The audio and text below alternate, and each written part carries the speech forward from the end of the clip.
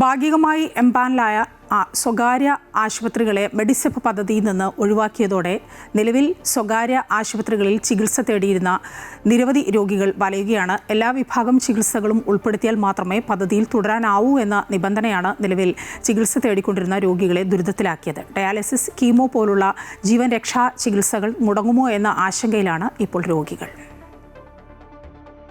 അടിസ്ഥാന ഇൻഷുറൻസ് പരിരക്ഷ ഉയർത്തിയും കൂടുതൽ ആശുപത്രികളെ ഉൾപ്പെടുത്തിയുമുള്ള മെഡിസെപ്പിന്റെ രണ്ടാം ഘട്ടം പ്രാബല്യത്തിൽ വന്നതോടെ നിലവിൽ സ്വകാര്യ ആശുപത്രികളിൽ ചികിത്സ തേടിക്കൊണ്ടിരിക്കുന്ന നിരവധി രോഗികളാണ് ദുരിതത്തിലായത്.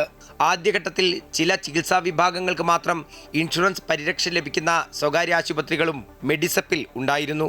രണ്ടാം ഘട്ടത്തിൽ ആശുപത്രികളിലെ എല്ലാ ചികിത്സാ വിഭാഗങ്ങളും മെഡിസെപ്പിന്റെ പരിധിയിൽ വരണമെന്ന നിബന്ധന വന്നു. നിബന്ധന പാലിക്കാത്ത ആശുപത്രികൾ ഇതോടെ മെഡിസെപ്പിൽ നിന്ന് പുറത്തായി.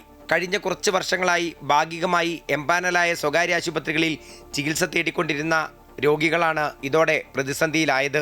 ഞങ്ങളിവിടെ വന്നിട്ട് 3 വർഷം ആവാനായി. മെഡിസെപ്പ് ഇല്ലെങ്കിൽ ഞങ്ങൾക്ക് ഇവിടെ തുടരാൻ പറ്റൂല. അതിനൊരു പരിഹാരം വേണം. ഡയാലിസിസ്, കീമോ പോലുള്ള ജീവൻ രക്ഷാ ചികിത്സ കിട്ടിക്കൊണ്ടിരിക്കുന്നവരാണ് ദുരിതത്തിലായത്.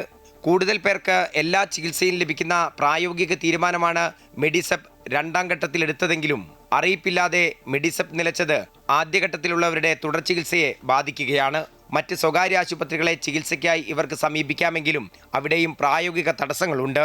ഇപ്പോൾ ഒരു മാസത്തോളമായി നമുക്ക് മെഡിസെപ്പ് കിട്ടുന്നില്ല.